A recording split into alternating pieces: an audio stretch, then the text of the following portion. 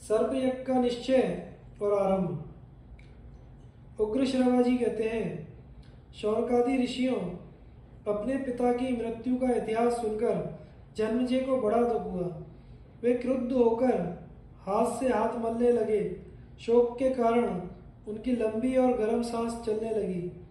आंखें आंसू से भर गईं। वे दुख, शोक तथा क्रोध से भरकर आंसू बहाते हुए शास्त्रोक्त विधि से हाथ में जल लेकर बोले, मेरे पिता किस प्रकार स्वर्गवासी हुए, यह बात मैंने विस्तार के साथ सुन ली है। जिसके कारण मेरे पिता की मृत्यु हुई है, उस दुरात्मा तक्षक से बदला लेने का मैंने पक्का निश्चय कर लिया है। उसने स्वयं मेरे पिता का नाश किया है। श्रृंगी ऋषि का शाप तो एक बहाना मात्र है।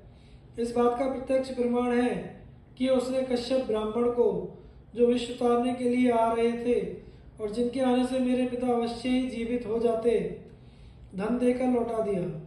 यदि हमारे मंत्री काश्यप ब्राह्मण का अनुनय विनय करते और वे अनुग्रह पूर्वक मेरे पिता को जीवित कर देते, तो इससे उस दुष्ट को क्या हानि होती। ऋषि का शाप पूरा हो जाता और मेरे पिता जीवित रह जाते।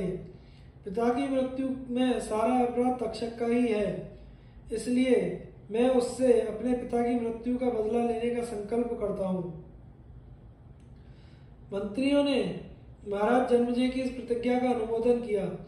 अब राजा जन्मेजय ने पुरोहित और ऋत्विजों को बुलाकर कहा, दुरात्मा तक्षक ने मेरे पिता की हिंसा की है। आप लोग ऐसा उपाय बताइए जिससे मैं बदला ले सकूं।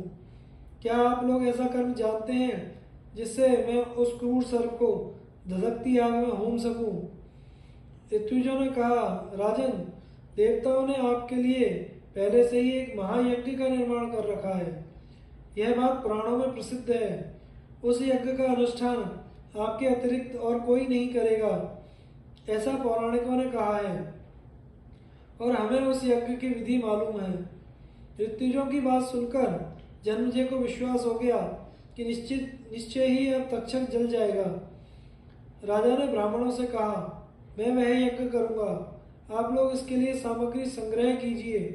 वेदज्ञ ब्राह्मणों ने शास्त्र विधि के अनुसार यज्ञ मंडप बनाने के लिए जमीन नाप ली, यज्ञशाला के लिए श्रेष्ठ मंडप तैयार कराया तथा राजा जन्मेजय यज्ञ के लिए दीक्षित हुए।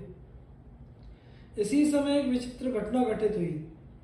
किसी कला कौशल पारंगत विद्वान, अनुभवी एवं बुद्धिमान सूत ने कहा, जिस स्थान और समय में यज्ञ मंडप मापने की क्रिया प्रारंभ हुई है, उसे देखकर यह मालूम होता है कि किसी ब्राह्मण के कारण यह यज्ञ पूर्ण नहीं हो सकेगा।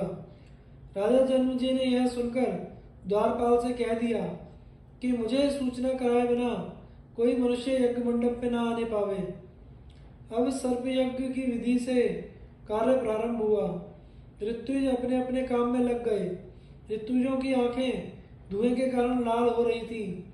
वे काले वस्त्र पहनकर मंत्रोच्चारण पूर्वक हवन कर रहे थे। उस समय सभी सर्प मन ही मन कांपने लगे।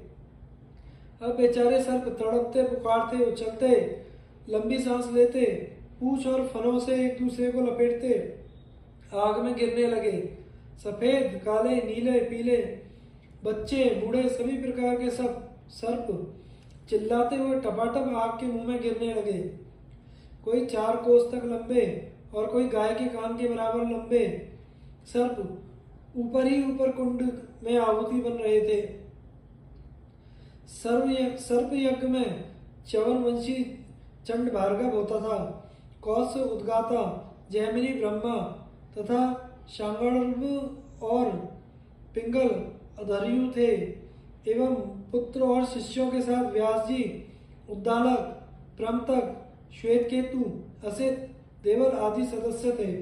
नाम ले लेकर आहुति देते ही बड़े बड़े भयानक सर्प आकर अग्निकुंड में गिर जाते थे। सर्पों की चर्बी और मेद की धाराएं बहने लगीं। बड़ी तीखी दुर्गंध चारों ओर फैल गई। सर्पों की चिल्लाहट से आकाश गूंज उठा। यह समाचार तक्षक ने भी सुना। वह भयभीत होकर देवराज इंद्र की शरण में चला गया। उसने कहा, देवराज, मैं अपराधी हूँ। भयभीत होकर आपकी शरण में आया हूँ, आप मेरी रक्षा कीजिए। इंद्र ने प्रसन्न होकर कहा कि मैंने तुम्हारी रक्षा के लिए पहले से ही ब्रह्मा जी से अभय वचन ले लिया है। तुम्हें सर्प यज्ञ से कोई भय नहीं, तुम दुखी मत हो। इंद्र की बात सुनकर तक्षक आनंद से इंद्र भवन में रहने लगा।